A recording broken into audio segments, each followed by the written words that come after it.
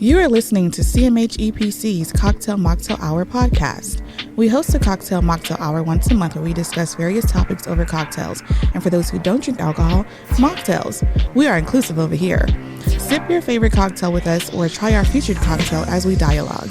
This is an environment to hear new and different perspectives. Everyone's thoughts, feelings, and opinions are valid to them, and in this space, we respect that. I would like to take a moment of appreciation for our guests today who have attended our monthly Mocktail Hour and are now here to share their thoughts and opinions with us. We have a number of topics to discuss. You never know what new perspectives you may hear. Today, we have returning guests to the podcast. Welcome back, guys. We got Nicole. Whoop, whoop. Whoop, whoop. Nicole is a passionate educational leader for one of the largest school districts in the nation and a firstborn American of Panamanian and Nigerian descent. Nicole has been an advocate for children and youth for over 20 years and believes everyone deserves the opportunity to grow and be loved. When she is not working, which is a lot, you'll typically find her booking a flight anywhere, hanging with family, dancing to Afrobeat somewhere, and enjoying being a newlywed. Yeah. Okay. We also have Twin, who is a manager of operations for one of the largest Fortune 500 transportation and logistics companies. That is a mouthful. She is the only Black female manager of operations for her company in both the central and southern regions. Twin was born near Pittsburgh, Pennsylvania. She's a diehard Steelers fan and has now lived in Houston for 24 years. She graduated from the University of Houston with her bachelor's degree and later received her MBA in project management. Welcome, you guys. Thank you for having us again. Yay, I'm so excited. It's always good seeing you, Nico. Yes, indeed. Boom, Welcome boom, back. boom. Welcome back. Boom, boom, boom. This is going to be interesting. So for our featured cocktail today, this month I am taking it back to Scott Gertner's Sky Bar, the one off of Montrose. my. Do we remember that? I do. The elevator. The elevator. The elevator. Wow.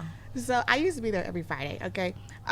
We had a favorite bartender there who created a cocktail for us, and I was randomly craving it last week. And so there isn't a name for it, but I feel like we should just call it like Sky Bar because it's blue and it reminds me of the sky. So there's also that. So it is Absolute Citron, Hypnotic, and a triple sec. So take a sip. Let me know what you think. Yes, she did say hypnotic. We're back. We're back. We're back, okay? You're back. Are you dating with intention or are you casually dating? I better not be. Well, firstly, She's definitely not dating anymore. You should still be dating your wife. So is that intentional? Date last week. Our anniversary was last week, and we had the most amazing date Happy anniversary. anniversary. What'd you guys do? I saw the pictures. Oh my God. That lamb chops. Let me tell you something, sis. Come on, lamb chops. So I had to eat like 1.5 while I was there because I was like, it's a really cute restaurant. You can't do these things. But baby, when I made it home, Tore it up. oh my God. Tore it up. Oh my God. So the lamb was amazing. This steak, like I tasted a piece of her steak, melted in her mouth. Like it was great conversation and ambiance and all that. But again, we were too cute to like really go in the way we wanted to. So when we got home, it was round 2 and it was amazing. That sounds great. Dates are cool. Yeah. Well, I am definitely dating with intention. I wouldn't even say that we're dating. I'm definitely courting this young lady. Beautiful. We have had conversations about the future and blah, blah, blah, blah, blah. But me as a whole, I've always been the person to always date with intention. If I choose to date someone, it's because I see the promise in you. I see that there could be a future in you. I don't just talk to someone just for the sake of talking, right? You're a Libra. I am a Libra. When we're clear, we're clear. I really love this young lady, and she knows it. And I don't know, it feels right. We've already had some, I wouldn't say turmoil, but we've had our challenges. But we are communicative, which I've always sought. And rather it's good, bad, happy or sad, we say it as it is. We don't sugarcoat, and that's what I believe has made us grow stronger because we know exactly where we are with each other, right? I hope it's the last time that I say I'm dating, because I really do. I really do love this girl. My wrist game on the flower girl. I'm a pretty good wrist game putting it out there. But you know what's funny? Because when Sprinkle I always me. said I wanted to be the flower girl. Damn it. I've always said that to all of my friends. It was like, you can't be the flower girl. You're in the... And now you see all these little TikToks. It's a whole thing. YouTube. It's a whole thing. I was going to be the first, but nobody wanted to take the risk on me. Nobody But- got Nobody married took the until risk. later. But yeah, so I've always said it with intention, and hopefully this will To be be the last time I do it. continued. I'm Yeah. excited. Oh, yay. So Come on, we'll get your wrist game together. We'll see. She's worth it. Oh, I'm here for it. I'm happy for you. That makes me happy Same. that you're happy. I'm happy. Well, I'm happily single. It's a hot ass mess out here. That part. I take my time in getting to know people. So even like dating, it's like my process is I'm gonna get to know you first. We're not dating. I'm getting to know you, mofo. And then if I like you, then we can talk about dating. And then at that point, it is with intention. But yeah, with the way the things are going, yeah, no, I'm good over here. Me and my dog, we chilling. Come on, Okay? Yama. Come on, Yama. She's gonna be 15 next month. Jeez. Aw. Wow. Yeah, Yama, That's Yama. awesome. My little doodle. I love Yama. Yeah, everybody does. she's been around my whole adult life. Like everybody knows Yama. It's crazy. I don't know. I've tried both back in the day. Like dating with intentions with sometimes people have given me feedback that was dating with like a lot of stress, Nicole. Pressure. But I've also been in a space where I'm like, if I'm not dating with intention / what people may see as stress Why am I dating? and pressure, to me, I'm just fucking around. Yes. So I'm like, you don't want that side because you're really gonna be treated like a side piece. That's That's the Libra. that's what I'm saying. Either you gonna get it or you not. So I'm either out here in these streets or I'm like, you know what, what I want, and I'm gonna figure it out eventually. Whatever. But I'm either in or I'm out. There is no in between. Because I've always been the type, outside of my current, I've always been the type to be like, I'm only dating one person because I don't have time to date several people. Listen. Right? Listen. I don't have the money. I don't have the funds. Come on, it's expensive to It date. is. Come on. I mean, I'm Yeah. stud by nature, so I don't have the funds to do that. Right? But I've always seen it as, because if I'm dating several different people, how am I getting to know... I can't pick a dime a dozen. Like, that's hard to be like, oh, you know what? She didn't call me back today, so let me go talk to this. Like, I just feel like that's disrespectful to the person who I'm trying to talk to. So whether I was talking, dating, whatever, I've always been like, you know what? I see promise. Let me just like hold off on whoever else, whatever situation I had, because you show the most promise. It's always been one. Now, it hasn't been always one when I have been singling out. It's always been other, like, oh, I'm still on a date. Come on, line up. I hear you. I can't be the number two. I not cannot how be this works. the number two. Agreed. So once I feel I'm the number two, then I'm no longer going to talk You're no to longer you. interested. Yeah. And who knows? I could have had my Mrs. Right a long time ago. But Yeah. I feel that there's a reason and a season for everybody. And if you choose to be second best, you'll always be second best. And that ain't me. Yeah. Listen. So Like, I'm definitely that person where, like, I date one person at a time. One, because I'm like, I don't want my feelings to get confused. Like, I don't want to be like, oh, I like this about this person. I like this about this person. Why can't I just merge them together? And it's like, no, I just want to get to know one person and be like, how much of this do I like about you? And then we'll keep it moving. And if that doesn't work, then I'll move on to somebody else, right? But, like, I just feel like I cannot, I cannot just... More than one person? No, thanks. Just putting it out here, not saying good or bad or nothing. But do you think that dating one person at a time leads people to compromise? Because, like, what if you're dating someone for, like, 3 years, 5 years, and you're like, I'm not oh, dating shit, I didn't for put this 3 much years. time in. I got to make this thing work. We're not dating for 3 years. Like, You don't know. no, we're going to be in a relationship after, like, 6. So what like, I'm bitch, hearing you not- say is there's listen. a timeline. Okay, well, this is the thing. probably like an unsaid timeline. Right. Like, for me, well, obviously, like, there's We not are actual lesbians. Is it a timeline. week? Is it 2 days? There Is ain't it no 2 U-Haul years? packing Listen, in. it's all about the connection and the person that you're with. Like, there is no specific timeline. But what I'm saying is that, and y'all know me. Like, after like 3 months, you can kind of figure out, bitch, are we moving forward or not? And if we're not, that's also okay too. Like, bye. But like, no, I'm not gonna be dating you for 3 years. Like, no, we've been in a relationship. Like, I'm not gonna date for 3 years. I dated somebody for 2 years, and that still didn't. I finally barely saw the real them, and I was like, oh, that's who you want to show up to be? Thank you for your service. It's been a pleasure. No, my dating is, once I say I like you and you say you like me and we're dating to figure out if we're going to be in a long-term relationship. Like, that's, for me, that's like the progression, right? So it's like, okay, we're going to date. And we're like, okay, so we're going to do this or not? Like, we're going to be in a relationship or not? So that's why I'm like, when you get to that year mark, like, no, we should probably be in a relationship by then. Like, we're not going to be just dating. Okay. Dating is the getting to know you, like, to see if I like you romantically. Enough. Understood. So. I mean, listen. Because as you said, I mean, I've never lived with anybody. I've never had like the U-Haul situation in my life. I've never had that. I don't have that story. She came over, never left. I think more so because I've always felt the person who I would live with would be my wife. Mm-hmm. Yeah. So I've never like emphasized, oh yeah, you should come live with me or none of that. I was like, you got your space, I got my space. Yeah. And I think that helps in a situation because now you have a place to go to. You can like hang out for like 5 out of the 7 days and like go back to your sanctuary, right? Like that. I think that's helped. But I think in the past it's hurt because they did want me to move in with them. And I'm like, I'm not doing that because I like my space. And you took it as I don't want to be with you. And that's not what it was. It was just like, I don't believe we're there to where we need to live together. That's all it was, but you know. But I feel like I'm similar to you, where I feel like I never thought that I would live with somebody until we were like planning our lives together, i.e. we're engaged and we're about to get married.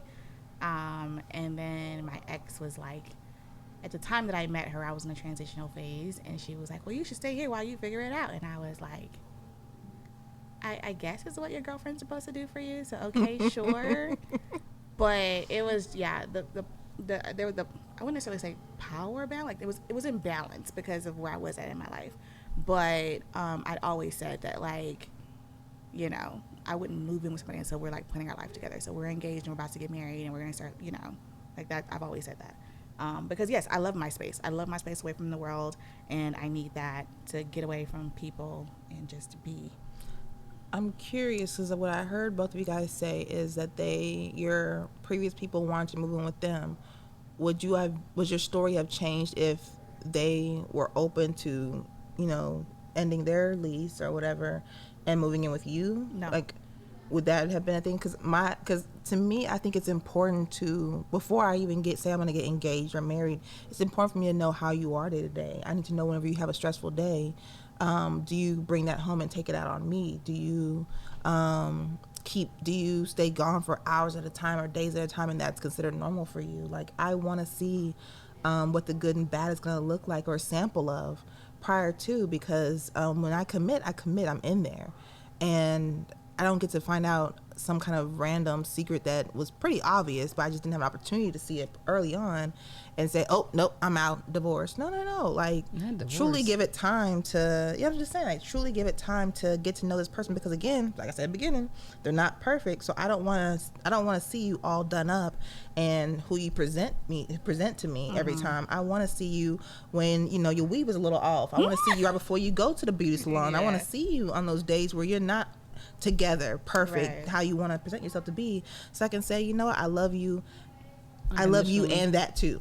Okay, that kind of thing. Well, no, so it's not even, so this is the thing, like, you are spending all the time together, it's just you're not living together, right? So you can be there weeks at a time and then go back home, you know, and so you're still able to to see them throughout, like, their day to day. It's just not like they're all the time, you know what I mean? Do you get in their business though? Like, do you get in their business as financials and stuff like that? Like, what if you're a person, crazy scenario, I have never experienced this, thank God, but what if this person had their own place and they're spending all their time with you and whatever, and they still have their own place, but what if their ex is paying all their bills? I know, random, curveball. I'm just saying, but like, what if they are not good with finances to the point where you're like, oh, I thought you were independent all this time, but I had no idea that your financial stability was dependent on this random thing. It's this non-negotiable. But I feel like with this particular circle here today, like these are things that you will pick up on eventually. Like these days, folks are, I mean, I get what you're saying, but like also it's, these, like, you're still spending, even though you're not living together, like you're still spending like in a huge amount of time with that person. So like, and then before you even get into, all these things, like you've had these conversations about finances and like all those things. So if you're about to marry somebody, it's not just like, I'm finna marry you and we're gonna get engaged. Like prior to getting engaged, like these conversations have been had, or we're aware of like all those things. I don't know. I guess maybe I'm coming from a space of where I've dated folks who had a good conversation game, but when it came to actually living it and walking the talk, that's where I was able to see, oh no, you're just full of shit. So sometimes for me, I've experienced, and there's some folks that, again, what they say matches what they do. Beautiful. That's a beautiful thing to see. Yeah. But sometimes people get so good at it, or good at covering, or good at whatever they're doing, this facade, that it takes a little bit of a trial and error to say, okay, if you didn't handle that the way I thought you would, or that I think you should have, or that's something to look out for, like a red flag. Yeah. Those are some things that, to me, when I would live with someone, I would check for those red flags and see, is this a red flag that's a permanent, or just I caught him at a bad time? Yeah. Well, I mean, I can say, like, when you were mentioning about them asking me to live with them and me not doing it in return, that's because I'd never asked them to live with me because I don't want you in my space like that. But that was then. If the young lady who I'm courting would want to live with me, I am all for it, right? And I've never been in that space before. I've never been like, oh, come stay with me, come hither. Like I've never been in that space before, and that's how I know, like, one, this is real. But in the same token, like, even the young ladies I've dated before, and you mentioned about the financial situation, we've had those conversations. Like I don't go 10 months without having those conversations. It'll come up naturally, right? Rent will come up, or your mortgage will come up. You're like, oh, damn, I got to pay my mortgage. I need to go, da-da-da-da-da. And I can understand, like, oh, she didn't say, oh, I need to go call my ex to go pay my mortgage. You know what I mean? Like, I pay attention, and I ask those questions up front because, one, if your ex is doing something for you, I'm not about to do what your ex is about to do. Keep getting that money, sis. It comes at a cost. That's what I'm wondering. Keep getting that money, but I'm also going to find out, like, okay, well, you say you work at X, Y, and G job. Why can't you pay for it yourself? That part. And if those answers don't align, then you don't align with me. Because if you're looking for a handout, I'm not that one. I'm looking for a partnership. It's not sexy either. It's not. My gosh. I'm looking for a partnership. I don't mind carrying the slack. If we're in a bad time, I don't mind carrying the slack. If I'm in a bad time, I'm not gonna say don't you carry the slack, right? That's a partnership. Exactly. But if it's an individualized situation to where you're only looking out for me, I can't be with you because it will never be a us. So I believe having those conversations off rip. I have them off rip. When we were younger, who cares? We're having fun. We're having a good time. We get to know each other. But when you're dating with intention, you have those conversations. Okay, so what does your credit score look like? I don't need to know the number. But if you were to go get a car today, could you get it for 0% APR? Or are you going to have like a 6 or 7%? Yeah. You know what I mean? Or like double digits. And do we need to carry my credit? Or like what? So it's just, I don't know. I think I have grown to the space to where I'm no longer afraid of asking those questions. Which I love it. Yeah. Yes, kudos to you. So we have asked those questions up front. It's important to ask them because I feel like people who get caught off guard with it later on, it's like, I'm always curious what kept you from asking it early on, because it's clearly important to you. Like, don't let somebody mess around and mention the word budget. I'm like, oh, hey budget. That's that her was love cute. language right that there. was cute for you. Like those things. There's certain trigger words that I'm like, I'm listening out for. So I'm And again, if I'm dating with intention, I'm listening, I'm caring, I'm digging deeper, I'm all that. If I'm not, then I don't give a shit what you say. But that's wonderful that you can have those conversations and kind of like dig a little deeper to say, okay, oh, you know what you're really talking about. That's really good. So I think it's when someone's ready to truly date with intention, it's important for them to be courageous in those conversations and ask those hard questions that you can't. It's not worth it waiting until after the fact to answer, or to ask those questions, because it's too late now. Right. When you wait that long, it's like, okay, well, shit. I didn't ask this in month 1. Yeah. We in month 10. I'm like, fuck. I'm fully invested at this point. Yeah. You know, I Feelings are involved. I spent my time, my effort, my heart's involved. My money has for damn sure been involved. It's an investment. This is an investment, shit, right? But when you know, so I say that to say this. When you know you're with the person who you are supposed to be with, it would no longer be an investment, right? This is your purpose. So what I can do for you, or she can do for me, is the purpose of us having the life that we choose to have. And if you monetize what I do for you, what she does for me, that is a catalyst to a failed relationship. Because I'm like, or she or I will be like, oh, well, I did this for you. Okay, well, if you did that for me, don't bring it up. Don't do it for me. Right. Don't keep tabs on something. Like, if you're truly intentional on doing things for another individual, this should never come up in the back end. And once it continuously comes up in the back end, then now I would feel like, well, okay, well, now you for my money. Like, now don't do shit for me at this point. I don't even want it. You know? But if you have communication, and to be honest, like, I felt I've been a great communicator. I thought I was a great communicator all my life until I went to therapy. And she was like, she popped your bubble. What'd she say? She was like, bitch. Shout out to the therapist that start off with, bitch. You communicated your name, bitch. Like, you didn't say nothing else. But when it came to like relationships, I would always put myself last and never put myself first.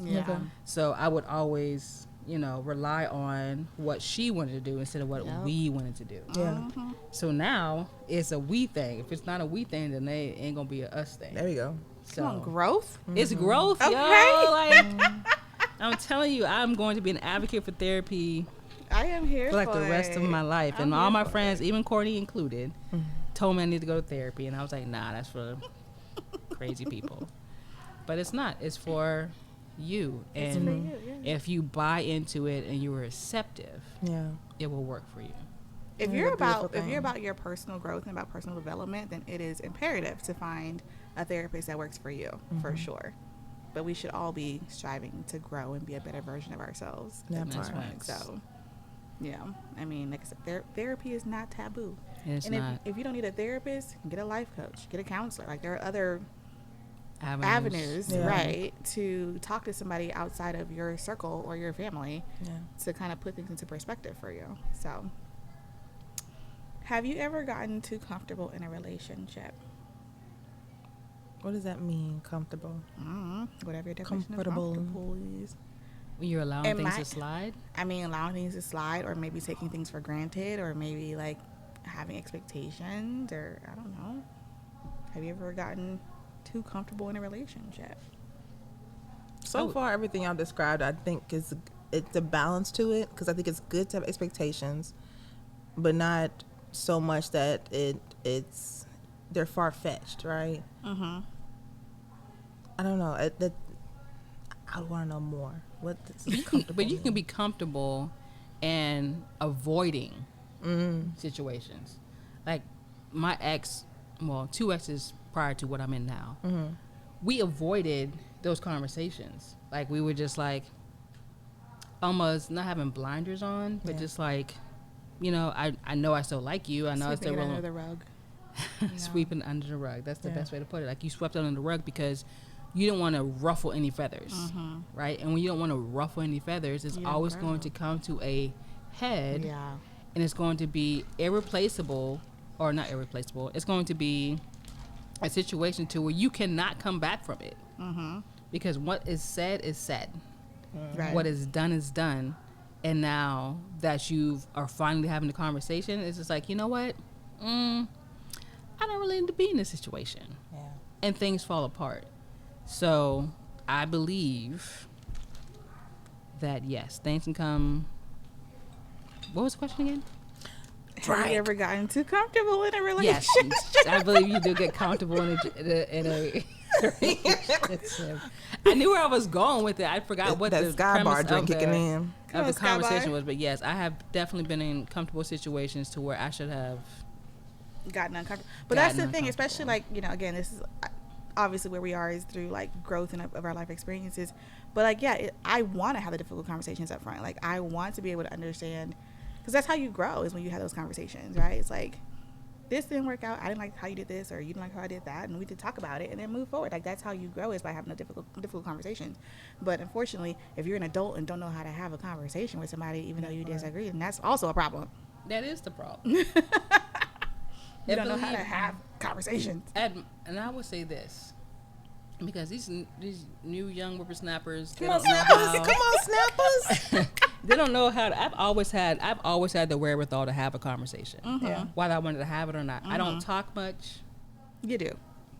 Maybe. By choice. Depends on who it is. Depends on who it is, definitely yes. depends on who it is. But I don't talk much. So when I'm in a relationship, I'm gonna have those conversations. Yeah. I've never veered off from them, but that's been since I was young. Young tender. Now it's like you have these Twitter fingers that are able to have these conversations that you don't know how to have in person. Oh gosh, that part. So that's the difference. Like, we know how to have conversations, but when you're used to writing 400 characters a minute, Right. like, I mean, those Twitter fingers swiping and everything, like, it's like you don't even have to really say anything anymore. All you gotta do is talk into a mic. You can say whatever you want to say now. That part, cause there's a different connection you make when you actually have a face-to-face conversation. For sure. But sometimes if what you're needing is time to process your thoughts and to formulate what you're gonna say, then cool, have that. What we gonna do is have this face-to-face conversation. You are not a computer, nor am I. Yeah. Log off. Yeah. Hello. But even so, like, my ex, prior to the young lady I'm talking to now, I would say, hey, let's revisit this tomorrow. Because I feel like when you get into a heated situation, Yep. that nothing coming out of anybody's mouth Not is going to positive. be constructive, Yep. right? So I always say, hey, let's revisit. Oh, well, you don't have a conversation? No, I don't want to have this conversation with you now because you are a fucking lawyer. I cannot do that. Gosh. Yeah. I'm not arguing with you right now. I don't know how to argue like you know how to argue. Yeah. I want to have a conversation. I want to have a discussion. I don't do arguments well with anybody, whether you're a lawyer, teacher, nothing. I don't argue well. Yeah. But I want to have a constructive conversation. So I will always back off because I feel in the heat of an argument, you're going to say things you don't need to say. You're going to say things you cannot take back. Yep. And say things that you probably would have never said unless you were in that heat of the argument. Exactly. So when I say, hey, I'm going to call you back, it's because, one, I'm getting too emotionally invested. I can feel you're also getting too emotionally invested. And we're not going to come out on top with this conversation. So let's just take a break and have a conversation. Now, if you can't be grown up enough to do that, Yeah. I don't need to be with you. Yeah. That was that's a You red can't- flag right yeah, there. listen. All them flags. If Watch 'em. somebody is explicitly telling you, like, I can't do this, or they're aware of knowing that, like, you know, this isn't how I handle conflict, and you as their partner or whatever can't understand that, then, like you said, red flag. Like, my ex, I know how I am as a person. I am not on my toes type of a person when it comes to, like, conflict, right? I'll listen to what you have to say, and then I'll, like, process it. Like, the way that I process is a little bit different. So when, like, things happen and it's emotionally charged, I'm like, okay, like, I'll take it in. I need to digest it. I need to, like, journal. I need to figure out my thoughts, and then we can talk about it later. Like, that's my process. My ex, on the other hand, she would, like, send me pages via text message, and I was like, Oh, gosh. and I'd be like, I was like, this is not a conversation you need to have via text. We need to have this in person. But then at that point, she would be like, well, she's like, well, I got it out already, so I'm good. And I'm like, no. Wow. No. Because you got it out. You don't understand on the other side. While I'm reading all this stuff that you're talking about, you don't care about what I thought it's not a about monologue, boo. Yeah, exactly. And I'm like, no, but I told her, I was like, no, so I'm going to take this, I'm going to process it, but then we can talk about it tomorrow when I'm not emotionally charged, when I am, my brain is like, I've thought about it. I know how I feel now. I know what I want to say. Like I can express what it is that I'm feeling after I figure it out, because in the moment, do I know what I'm feeling? Probably not, other than I want to curse your ass out. But also, I don't want to be that person. You know what I mean? Right. So, like, you don't get anywhere by cursing somebody out, although it feels great. You don't get anywhere by doing that. So my process is a little bit different. But if I tell you that as my partner, you should be like, okay, I accept that. And then we can talk about it tomorrow. But side note, have any of y'all watched The Ultimatum? Oh my! I finally saw it. The Sam character. I finally saw it. That chick. I'm Latina. Just because you are Latin, which I do not appreciate, you just putting everybody in this Latin box of hothead. But just Not because all you're Latin Latinas doesn't are mean you get to hotheads, push the point of like verbally abuse. Right. She would not let up. Yeah. I'm like, I was like, this is insane. That poor Sam was like, I'm out. I'm packing my bags while she gone. I'm Xander. Yo, I connected with Xander. Like, I'm a I was Xander. like, yo, we're similar. Nah, Xander. Xander but I feel loves like to love, and I Xander loves to love. But Xander left out a whole play. Like, I bet you Xander getting buku play in these streets. Well, now she is. Right. You know who's getting played? Mal. Hell yeah. When Mal came on the scene, Dog. I was like, yo, Shut shit down from jump. I love her swag. Dog. Like, I fell in love with Mal from like When I day tell you, one. I felt like Mal was not being 100% authentic. Shut and up, for real? in the reunion, I was like, what's her girl's name? Yoli. When she Oh, said it, I was Yoli, like, I knew it, bitch. I fucking knew it, because people like that, like Mal, and like, no Wait, disrespect. what I missed? Like, what do you mean? What did you saw the show? Well, yeah, but she Like, still want to marry her. I choose you. Well, I'm like, no, what the fuck? She's a no. hoe. Mal chose her because this is how I feel. Talk about it. Mal chose Yoli because that was something that she was used to. She felt invaded. Because she was the one that was giving She the felt ultimatum. threatened because Right, Xander But she was involved. up in blonde head shit. Was the blonde hair But one? she's up in her face. Right. She felt some kind of way because She- Yoli was feeling Xander, and I feel like that's And the she knew. reason why. Yeah, And she knew that she was feeling Xander. And so she was like, you know what? Let me go ahead and put this ring on his finger because Yeah. this is what she wanted. Let me go ahead and give it to her.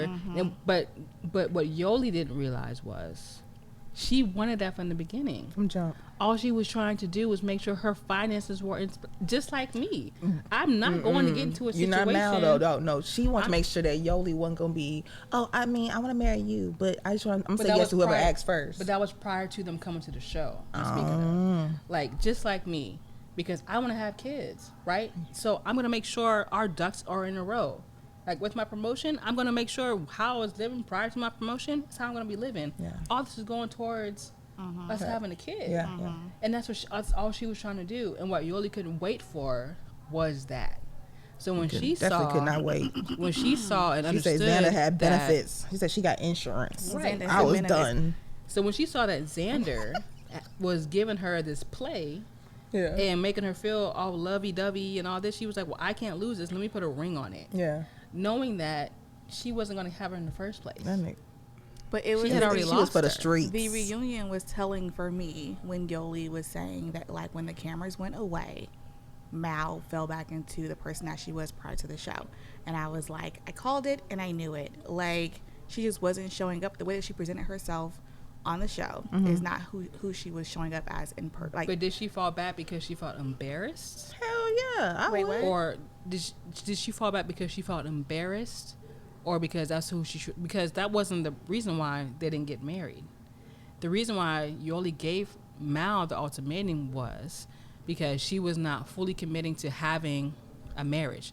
But Mal always said, I'm trying to get my finances together so that we can have the life that you want to live. It had nothing to do with Yoli. No, it did. Finances, and she wanted to make sure that she loved her solely because she her. also saw that her last girlfriend, she was all hands on deck and wanted to get married to the last one. So it's like, what makes me different? Who, Mal? so Yoli Yoli, that was Yoli. falls Yeah, hard. Yoli Yoli falls was the one hard. that fell Yeah, that fell hard. yeah. Mal was just like, And she proved her point. Well, you No, falling for accurate. anybody, bitch. Like, you falling for the fucking janitor at this point. Like, if she gave Not you, the janitor. she gave you a letter. It was like, I love the way you clean. Like, she was like, let's have a conversation, bitch. I can't. So I see where Mal was coming, but at the end of the day, they went back to what foundation they had built. Right? It was like 4 years in, weren't they? Okay, I'm not gonna bring up the show anymore. My favorite character was Mal's best friend because that bitch was real. Mal's best friend. Oh, yeah. She was like, I thought she was almost engaged to so and so. Like, wait, what? Oh, yeah. The best friends that came on the scene, they were my favorite characters. What about the best friend to Sam, her girlfriend? I forget her name. Tiffany. Oh my gosh, I had a crush on her. Tiffany's She was friend. dope too. Oh yeah, she was dope. fly. Everybody, But she was asking real about her. too. She's like, Yeah. so what y'all like? Y'all What is ain't this? got done yet? Like y'all better get with it.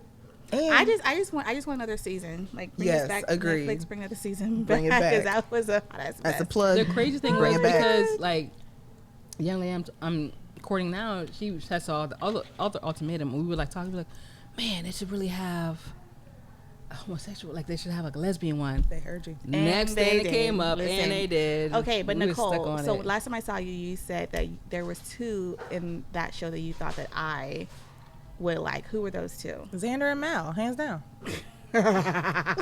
Period. that she would The like. rest of them were crazy as hell.